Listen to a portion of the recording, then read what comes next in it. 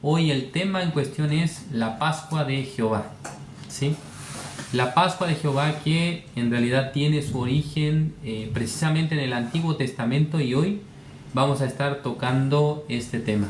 Vamos a leer el libro de Éxodo capítulo 12 del versículo 3. Dice: hablar a toda la congregación de Israel, diciendo en el 10 de este mes, tómese cada uno un cordero según las familias de los padres, un cordero por familia. Mas si la familia fuere tan pequeña que no baste para comer el cordero, entonces él y su vecino inmediato a su casa tomarán uno según el número de las personas. Conforme al comer de cada hombre haréis la cuenta sobre el cordero. El animal será sin defecto, macho de un año. Lo tomaréis de las ovejas o de las cabras y lo guardaréis hasta el día 14 de este mes.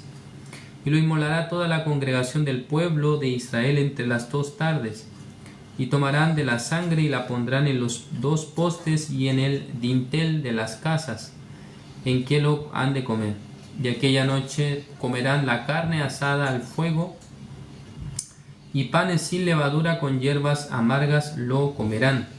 Ninguna cosa comeréis de él cruda ni cocida en agua, sino asada al fuego, su cabeza con sus pies y sus entrañas. Ninguna cosa dejaréis de él hasta la mañana, y lo que quedare hasta la mañana lo quemaréis en el fuego. Y lo comeréis así, ceñidos vuestros lomos, vuestro calzado en vuestros pies y vuestro bordón en vuestra mano. Y lo comeréis apresuradamente, es la Pascua de Jehová. Pues yo pasaré aquella noche por la tierra de Egipto, y heriré a todo primogénito en la tierra de Egipto, así de los hombres como de las bestias. Y ejecutaré mis juicios en todos los dioses de Egipto, yo Jehová. Y la sangre os será por señal en las casas donde vosotros estéis, y veré la sangre, y pasaré de vosotros, y no habrá en vosotros plaga de mortandad cuando hiera la tierra de Egipto. Y este día os será en memoria, y lo celebraréis como fiesta solemne para Jehová durante vuestras generaciones, por estatuto perpetuo lo celebraréis. Hasta el versículo 14 leí. Hoy 26 de diciembre para mí es un día muy especial, porque en el año 2019 nació mi hijo Enoch. Quisiera contarles un poco sobre esto. Bueno, yo me casé con mi esposa en el año 2017. 2017, ¿está bien o estoy equivocado? 2018, disculpe.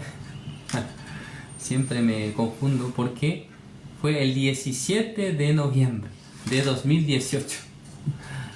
Siempre me confundo esta fecha, disculpe. 17 de noviembre del 2018 nos hemos casado con mi esposa en la ciudad de San José de Costa Rica.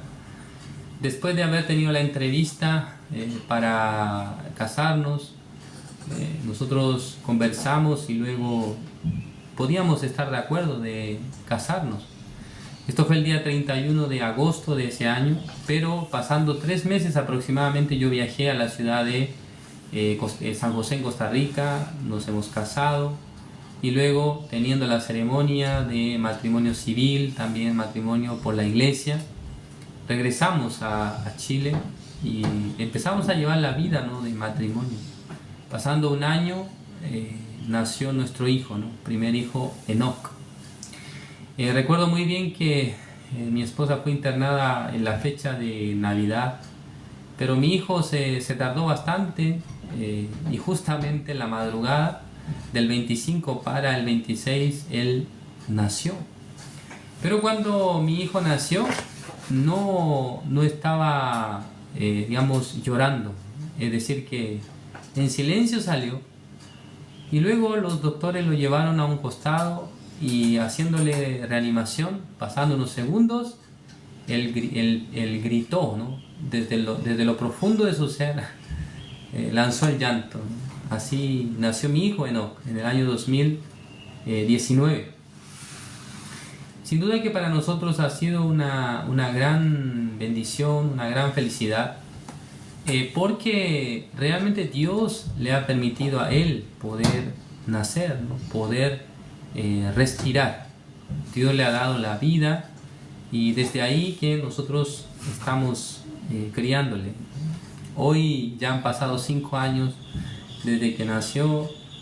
La verdad es que sin darme cuenta yo ahora veo que él creció bastante, ¿no? Ahora es muy difícil para sujetarlo, ¿no? Es muy rápido para correr, también habla bastante, ¿no? Hoy día mi hermana, mi madre y también con mi esposa y también novio de mi hermana, fuimos a un lugar para poder, digamos, pasar un rato, ¿no? Los niños entraron en unos juegos de pelotas y de camas elásticas. Estaban muy felices, ¿no?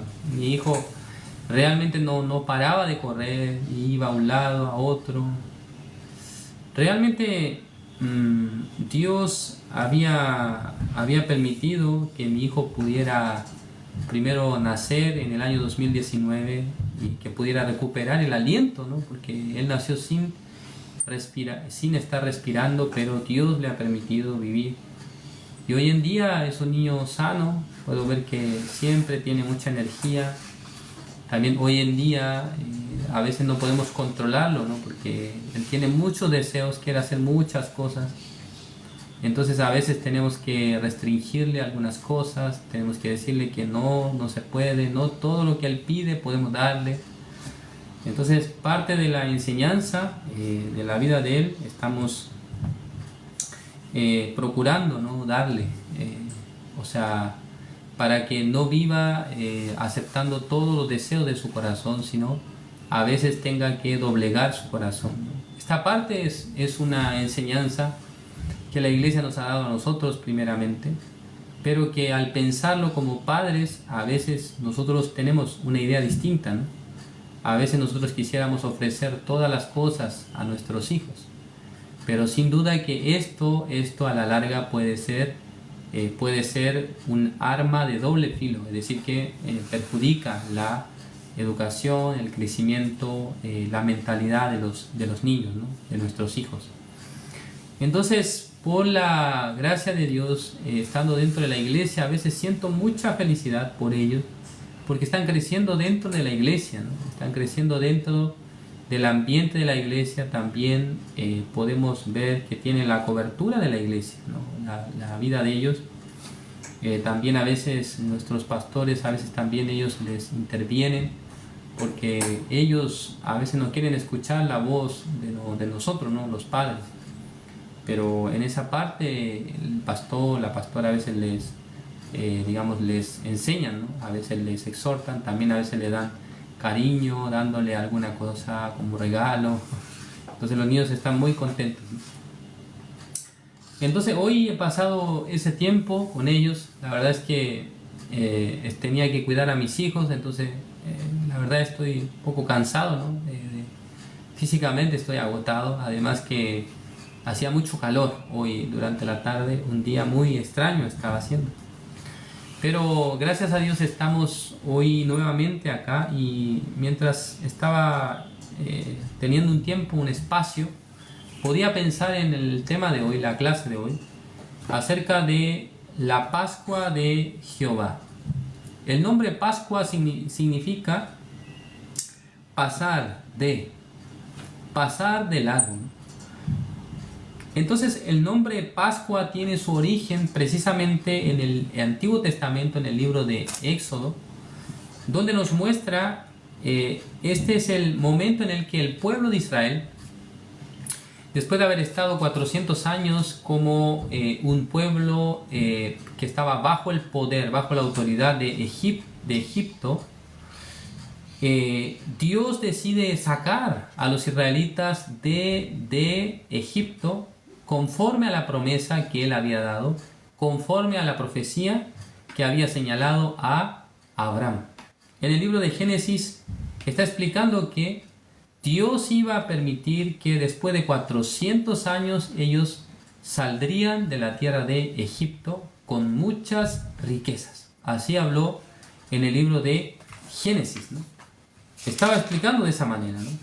Ya Dios le había dicho a Abraham que el pueblo, su descendencia, será esclavo en una tierra, o sea, digamos, extranjera, pero que cuando salgan de ahí, ya ellos saldrán con muchas riquezas.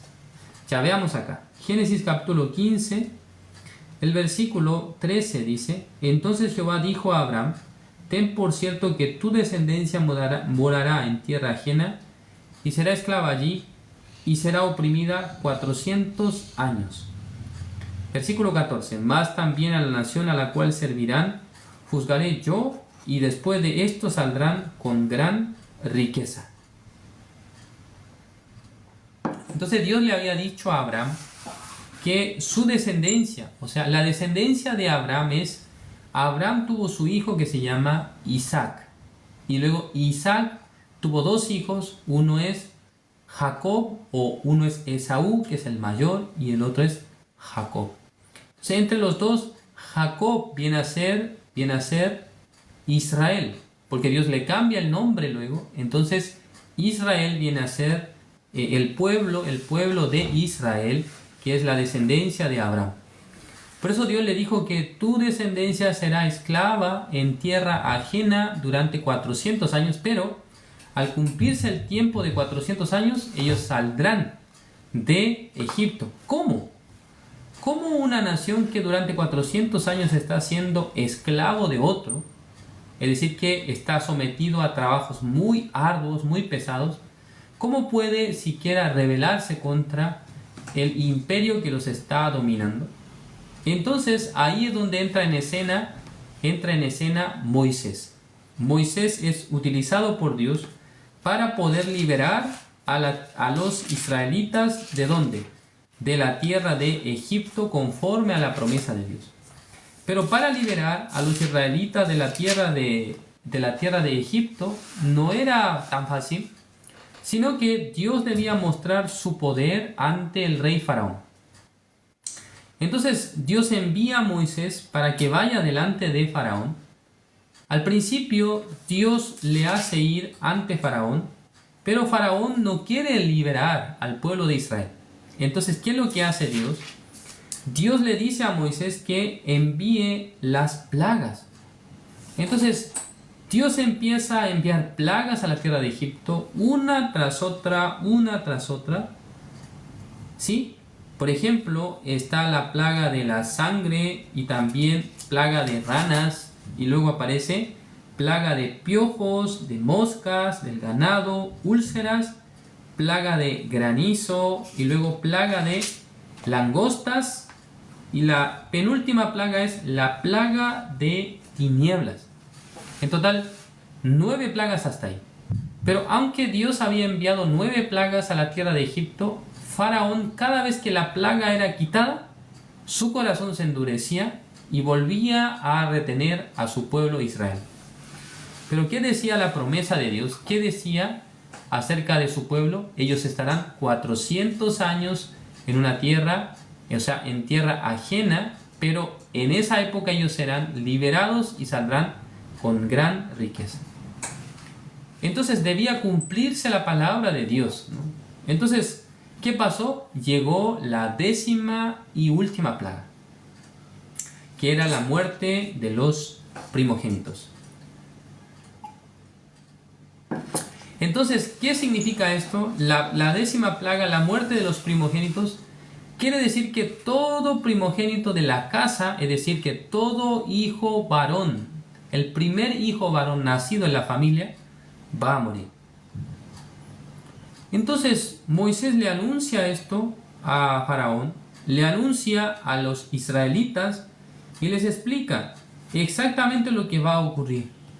Va a venir el ángel de Jehová y va a matar a los primogénitos entre los egipcios.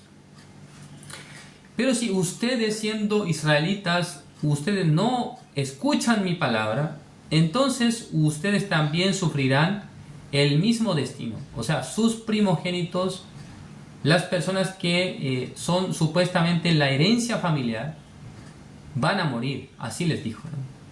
Entonces Moisés empezó a hablar al pueblo. Ya Dios primero habló a Moisés. Vamos a ver acá. Éxodo capítulo 12, versículo 1 dice: Habló Jehová a Moisés y a Aarón en la tierra de Egipto diciendo: Este mes os será principio de los meses, para vosotros será este el primero en los meses del año. Ya este no era el primer mes del año, pero para el pueblo de Israel iba a ser el primer mes del año. ¿Por qué? Porque iba a iniciar iban a comenzar un nuevo periodo. Es decir, que todo lo que ellos habían vivido en Egipto durante 400 años, en ese momento iba a acabar y luego va a empezar un nuevo periodo. El versículo 3 dice: Hablad a toda la congregación de Israel, diciendo: En el 10 de este mes, tómese cada uno un cordero según la familia de los padres, un cordero por familia. Cuando dice en el día 10 de este mes, que viene a ser el primer mes del año para los israelitas. ¿Qué es lo que debe hacer? Tomar un cordero por familia. Entonces, este cordero dice que si la familia fuere pequeña y no basta para comer el cordero, entonces él y su vecino inmediato. O sea, si la familia estuviera conformada por pocas personas, entonces un cordero es mucha comida. Entonces tiene que juntarse con el vecino próximo. ¿Para qué? Para que con un animal puedan comer ambas familias. ¿Es correcto? Porque tiene que comerse toda la carne. Lo que sobre dice que ya no lo puede guardar. Ya el versículo 5. El animal será sin defecto, macho de un año. Lo tomaréis de las ovejas o de las cabras y lo guardaréis hasta el día 14 de este mes. Durante 4 días tiene que guardarlo, o sea, tenerlo apartado, guardarlo. Y luego, en el día 14, ¿qué es lo que debe hacer? Lo inmolará, dice. Es decir, que será asesinado. Tiene que morir. El animal tiene que morir. El animal seleccionado debe ser sin defecto, debe ser macho, dice, ¿cómo dice? Macho de un año. Esas son las características del animal que ellos debían tomar. Tomando este animal y luego ellos tienen que dejarlo 4 días y al 4.º día debe ser asesinado, debe morir, debe ser sacrificado y luego este animal al cual se le derramó toda la sangre debe ser puesto ¿en dónde? En la parrilla. ¿Para qué? Para cocinarlo, asado. No tiene que hacerlo ni cocerlo ni ninguna otra, ni siquiera comer carne cruda puede comer, solamente asarlo y así puede comerlo. El versículo 8 dice, versículo 7, y tomarán de la sangre y la pondrán en los 2 postes y en el dintel de las casas, en quien lo han de comer. Ya la sangre que ellos estaban, sacando del animal, porque los israelitas tienen una particularidad, ellos no comen el animal mientras éste tenga sangre, sino que tienen que derramar toda la sangre y ahí recién ellos pueden cocinarlo para poder comerlo. ¿No es así? Entonces esta sangre que puso, no sé bien, en una taza o en un plato hondo, derramando toda esa sangre, ellos tienen que usarla para pintar, ¿qué dice? El dintel, que viene a ser, en la puerta, ¿no? la madera que está horizontal, y los postes, que son los que bajan de manera vertical y que forman el arco o el marco de la puerta. Ese lugar tienen que pintar, ¿sí? La razón los israelitas tampoco saben por qué tienen que pintar esta parte de la casa con sangre. Entonces, digamos que está la familia en la casa y está el padre de familia haciendo esto. Entonces los niños están observando al padre y pensando, ¿no? Papá. Y entonces le preguntan a su padre, sí, hijo, dime. Mi hijo Enoch, por ejemplo, si fuera mi hijo Enoch, siempre él pregunta todas las cosas. Papá, ¿por qué esto? Papá, ¿por qué esto otro? ¿No? Entonces los niños van a preguntar, padre, ¿por qué usted está haciendo eso? ¿Acaso usted está loco? ¿No sería mejor que usted use pintura en vez de sangre? No se ve muy bien, además la sangre no huele bien. En la entrada de la casa no huele bien. Entonces el padre, ¿qué responde? Hijo, la verdad yo tampoco sé por qué tengo que pintar la puerta de mi casa con sangre. Pero Moisés nos mandó así. Creo que si nosotros hacemos de esa manera, Dios nos protegerá. Dios nos ayudará, ¿no? ¿Por qué? Porque vendrá. En la noche vendrá. ¿Quién vendrá? Ya veamos acá el versículo 11. Y lo comeréis así ceñidos vuestros lomos, vuestro calzado en vuestros pies y vuestros bordón en vuestra mano. Y lo comeréis apresuradamente, es la Pascua de Jehová. Versículo 12. Pues yo pasaré aquella noche por la tierra de Egipto y heriré a todo primogénito en la tierra de Egipto, así de los hombres, dice, como de las bestias, y ejecutaré mis juicios en todos los dioses de Egipto, yo Jehová. Versículo 13, ya, vamos a leer todos juntos, aunque yo no puedo escucharles a ustedes, pero vamos a leer a la cuenta de 3, 1, 2, 3. Y la sangre os será por señal en las casas donde vosotros estéis. Y veré la sangre y pasaré de vosotros, y no habrá en vosotros plaga de mortandad cuando hiera la tierra de Egipto. Entonces los padres, ¿qué es lo que le van a decir a sus hijos? Hijo, si yo no coloco esta sangre en la puerta, entonces, lo siento, ¿no? Pero tú vas a morir. ¿Por qué? Tú eres primogénito de la casa. Eres el primer hijo varón nacido. Tú y tu hermanita o tu hermanito se quedará solo, solamente tú vas a morir. Entonces Moisés nos dijo que si nosotros ponemos sangre en la puerta, entonces nos podemos proteger. Entonces el hijo pensaría, pero padre, ¿por qué no aseguramos la puerta con maderas, con candados y también con, digamos, unos pedazos de fierros, alambre de púa, para que no pueda entrar nadie a matarnos? Pero esto no se puede hacer, porque quien va a entrar no es alguien que tenga el cuerpo, o sea, que tenga la materia, o sea, que tenga el físico, el cuerpo físico, sino es un ángel de Dios que no tiene limitación para atravesar lo que sea, aunque sea una pared que sea gruesa de unos, o sea, aunque sea grueso de unos 400 centímetros, de 1 metro de espesor, no importa, igual él va a atravesar y va a pasar. Entonces, aunque ellos hubiesen asegurado las casas con candados, ¿no?, con alambres, en esta época, ¿no?, en las casas ponen cercos eléctricos para que los ladrones no entren a la casa, ¿no? Entonces, en esa época, hermanos, no valía poner cantidad de cosas en la puerta o incluso hacer guardia en la noche con una espada, ¿no?, con un cuchillo. ¿Por qué? Ante el ángel de Dios, ante Dios, ¿quién puede pelear? ¿Quién puede vencerlo? Nadie puede pelear contra el ángel. Entonces el padre de familia, escuchando esta palabra, pudo entender, si nosotros no hacemos esto, ya perderemos a nuestro hijo amado, nuestro primogénito. Ya imagínense, ¿no? Imagínense cuánto dolor tendrán los padres al perder a su hijo primogénito.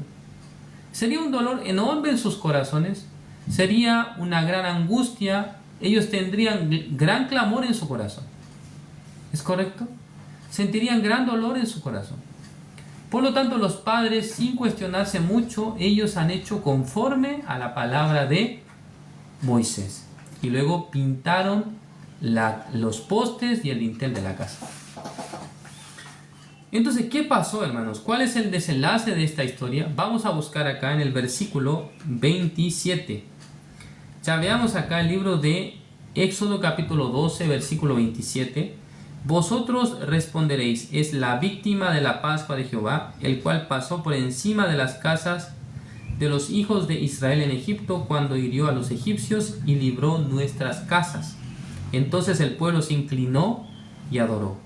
Y los hijos de Israel fueron e hicieron puntualmente así como Jehová había mandado a a Moisés y a Aarón. ¿Ya? Los israelitas, tal como Moisés les señaló, como Aarón les señaló, ellos hicieron al pie de la letra. Versículo 29. Estamos leyendo Éxodo capítulo 12, versículo 29. Y aconteció que a la medianoche Jehová hirió a todo primogénito. A la medianoche dice que hirió. ¿A quién? A todo primogénito. ¿Es correcto? ¿Es correcto? Dice que, versículo 29, en la tierra de Egipto, desde el primogénito de Faraón, que se sentaba sobre su trono, hasta el primogénito del cautivo que estaba en la cárcel, y todo primogénito de los animales. Ya llegó el juicio de Dios. Llegó la plaga de mortandad. ¿Qué pasó? Los primogénitos en las casas han muerto. ¿Es correcto? Dice que han muerto. Entonces, ¿qué es lo que dice acá? Han muerto. Por lo tanto, versículo 30 dice: y se levantó aquella noche Faraón, él y todos sus siervos y todos los egipcios, y hubo gran clamor en Egipto, porque no había casa donde no hubiese un muerto. Es una noche terrible, ¿no? Una noche de muerte. Imagínense, hermanos, ustedes despertándose en la noche, su hijo amado está muerto, ¿no?, en la cama. De repente su pecho o alguna parte de su cuerpo estaba herida, o bien no respiraba más, o al momento de morir habrá gritado, no sé muy bien. Entonces los padres, cuando se despiertan en la noche y tomando el pulso de su hijo, se dan cuenta que está muerto. ¿Cuánto dolor no tendría el padre en su corazón? ¿Sí?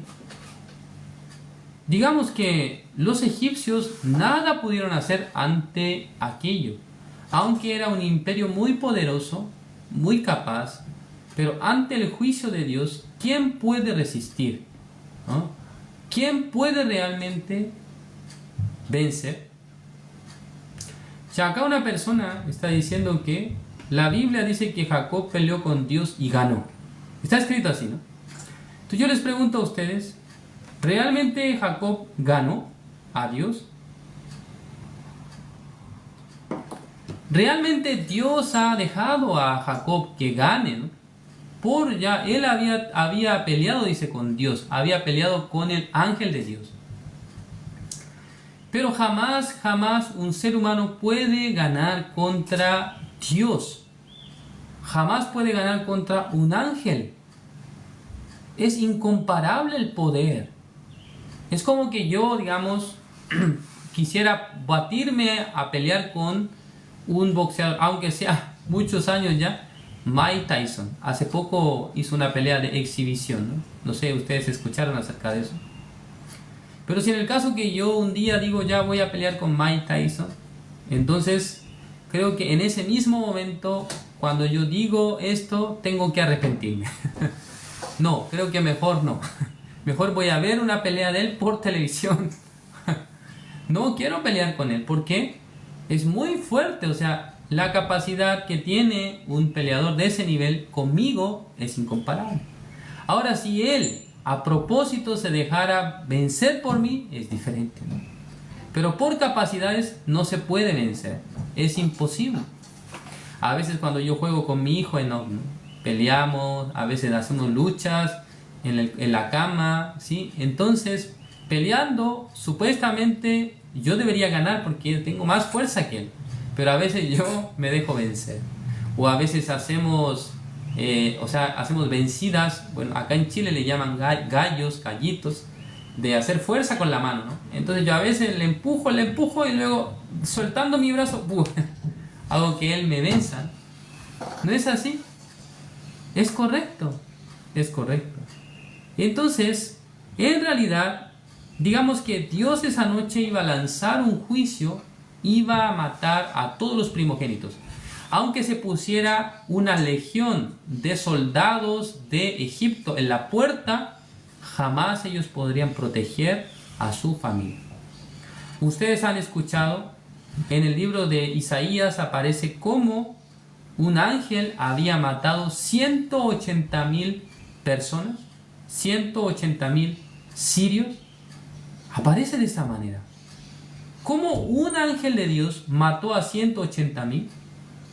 Es incomparable el poder del ángel de Dios y del ser humano, con el ser humano. Entonces, nadie puede decir que va a pelear contra el ángel y por capacidad lo venza. No se puede realmente. ¿Sí? Entonces, lo que la Biblia nos quiere enseñar, hermanos, es precisamente entre Dios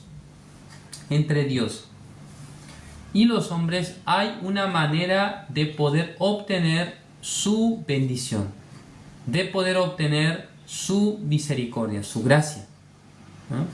Y esto no es mediante las obras, no es mediante lo bueno que ustedes son, no es mediante lo humildes o lo buenas personas que ustedes sean, sino que cuando Dios puede realmente manifestar su bendición, su salvación a nosotros, realmente, cuando nosotros podemos estar de acuerdo con su palabra. Moisés le dijo a los israelitas: ustedes deben hacer así, así y así. Ellos aceptaron. Sí, Moisés, estamos de acuerdo. ¿Y qué dice el versículo 28? Y los hijos de Israel fueron e hicieron puntualmente así, como Jehová había mandado a Moisés y a Aarón. Es decir, que ellos siguieron al pie de la letra. El día 10 será del primer mes para ellos del año. Va a tomar una cabra, un cordero, y luego lo guardará durante 4 días. El día 14 lo va a inmolar, es decir, que va a morir, y con la sangre va a pintar el dintel y los postes, tal cual ellos han hecho. ¿Esto qué es lo que produjo finalmente? Una gran salvación. ¿Una salvación de qué? De la muerte de los primogénitos. Ya, esta enseñanza, estimados hermanos, estimados oyentes, es la sombra de la gran salvación que Dios ha preparado para la humanidad. Porque esta plaga de mortandad se refiere el día en el que los hombres serán juzgados por Dios.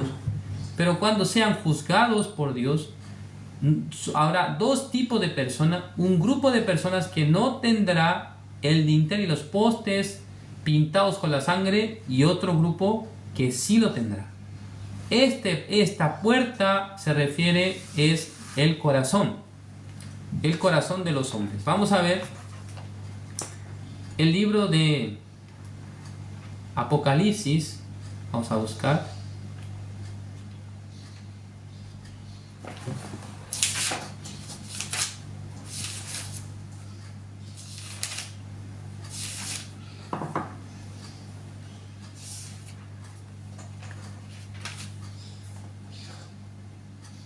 Apocalipsis capítulo 3, el versículo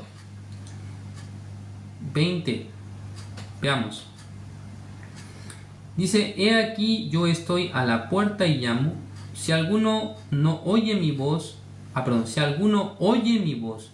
y abre la puerta, entraré a él y cenaré con él y él conmigo. ¿Es correcto? Ya, la puerta, ¿no? La puerta del corazón. Cuando ustedes pueden realmente sus corazones abrir hacia Dios, abrir hacia la palabra de Dios, entonces ustedes podrán aceptar lo que Dios dice, ¿no? Entonces, Moisés y Aarón eran enviados de Dios. No es que Moisés y Aarón actuaron según sus propios criterios, según su ideología, según su punto de vista, sino que ellos recibieron primero la guía de Dios. Dios les ha indicado la manera. Ellos, siendo siervos de Dios, y también transmitieron a los israelitas acerca de lo que Dios les había dicho a ellos. ¿Es correcto? Entonces, cuando los israelitas aceptan la palabra de Moisés y de Aarón, es equivalente a que ellos oyeron la voz de Dios. Estaban de acuerdo con la voz de Dios. Entonces, cuando un pastor, un predicador, a ustedes le dice que debería pintar la casa con sangre, o sea, los postes y el dintel, ustedes deben estar de acuerdo también. Porque estos postes, este dintel, es símbolo de la cruz de Jesucristo. ¿Es correcto? Es igual a la imagen de la cruz de Cristo, porque cuando Él es crucificado, en el madero ya se derramó la sangre de Jesucristo. Entonces, esta cruz de Jesucristo debe estar también en nuestros corazones, pintada. ¿Esto cómo se hace? Por la fe. ¿Sí? No es que ustedes deben tomar esto literalmente. No es que tomando sangre y pintando su casa, de esa manera se hace. Sino que esto es una sombra, es una señal, es una alegoría de lo que realmente iba a ser el sacrificio de Jesucristo. Jesucristo es el Cordero de Dios que quita el pecado del mundo. Entonces, la sangre derramada en la cruz, es decir, que esta sangre es la que debe ser puesta en la tabla de nuestros corazones. Es la que debe estar realmente puesta en el corazón de los hombres. Si ustedes pusieran la sangre de Jesucristo pintada en la tabla de sus corazones, entonces ustedes cuando se presenten delante del juicio de Dios, ¿qué les parece? Ustedes serán victoriosos. Ustedes podrán experimentar la Pascua de Jehová. ¿Qué significa Pascua? Pasar de. Es decir, que el juicio que tenía que llegar a mi vida se desvía. El juicio que tenía que caer sobre mí se desvía. ¿Y quién debe recibir el juicio? Es este animal, es el Cordero. ¿Quién es? Jesucristo. ¿Sí? La Pascua de Jehová es decir que el juicio que tenía que ser lanzado hacia mi vida por mi pecado, ahora recae sobre el Hijo de Dios, Jesucristo. Y luego Él muere y muere por nosotros y paga por nuestros pecados. Y esto es la Pascua de Jehová. Jesucristo murió en la Pascua, en la fecha de la Pascua de Jehová, en el tiempo que Él vivió en este mundo. Entonces ustedes si realmente quieren recibir la bendición de Dios, no es por las obras, no es por hacer buenas cosas, no es que ustedes piensen que el 2025 yo seré una persona muy correcta, muy buena, no piensen así. De ustedes seguirán saliendo los pensamientos malos, los deseos pecaminosos, las cosas malas. ¿Sí? Entonces, ustedes no más oigan la voz de sus pensamientos, sino que desde hoy ya hagan como si fuera que ponen mute, mute, a la voz de sus pensamientos, y ahora vamos a oír la voz de Dios. Vamos a escuchar la palabra de Dios. Vamos a escuchar que Dios nos ha dicho justos, que Dios nos ha dicho limpios, que Dios nos ha dicho santos. Vamos a oír esta voz. No vamos a tratar de cambiar nuestros pensamientos. Es decir, que ya no pensemos de no tener malos pensamientos. Los malos pensamientos saldrán una y otra vez, una y otra vez, una y otra vez, aunque usted tenga 20 años, 30 años, aunque usted sea hermano, evangelista, un pastor, no importa. Los pensamientos de la carne no cesarán hasta que usted muera. Por lo tanto, no traten de reprimir sus pensamientos. Yo ya no voy a sentir más esto. No. Sino que totalmente ignórenlos. Rechacen. No escuchen la voz de sus pensamientos, sino la voz de Dios. ¿Sí? Si los israelitas hubiesen escuchado la voz de sus pensamientos, ellos no iban a pintar el dintel y los postes de su casa. Ellos iban a hacer según su manera. No, ¿para qué vamos a hacer eso? No tiene sentido, ¿no? Pero ellos no han hecho así, sino que los israelitas que aparecen en el libro de Éxodo, ellos obedecieron. Entonces, ¿qué pasó? Ellos pudieron ser salvos de la plaga de mortandad. ¿Cuál es la razón? Ellos fueron buenos, ellos fueron personas buenas, personas honestas que amaban a su prójimo como a sí mismo. No, sino que ellos aceptaron la palabra de Dios por medio de sus siervos, Moisés y Aarón. En esta época también, si ustedes aceptan la palabra de Dios, O sea, lo que estamos compartiendo, ¿no? Si aceptara como la palabra de Dios, entonces ustedes también tendrán en bien el creer en Jesús, el creer en la sangre de Jesús, el estar de acuerdo con el sacrificio de nuestro Señor Jesucristo, quien nos ha salvado, que nos ha lavado perfectamente todos nuestros pecados. En esta noche así vamos a acabar el estudio de esta jornada. Gracias por su atención. Vamos a orar. Dios Padre, Señor, le agradecemos. En esta noche nos ha permitido su palabra. La fiesta de la Pascua de Jehová ha sido celebrado en el tiempo del Éxodo y más o menos 1490 años antes de Cristo. Dios ha mostrado la manera en la que quería salvar, redimir a la humanidad por medio del sacrificio de un animal sin defecto, un cordero sin defecto. Quiso salvar la vida de los primogénitos de las familias de los israelitas. Esta misma escena en el tiempo de nuestro Señor Jesucristo se ha hecho viva por medio del cuerpo de Jesús, quien es el Cordero de Dios que quita el pecado del mundo.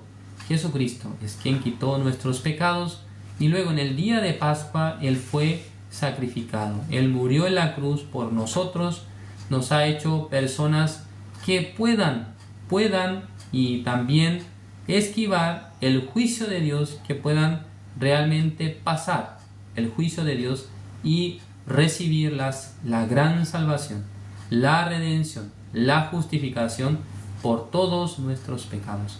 Gracias, Señor, por esta gran salvación. Gracias, Señor, por este año 2024 que nos ha dado, Señor.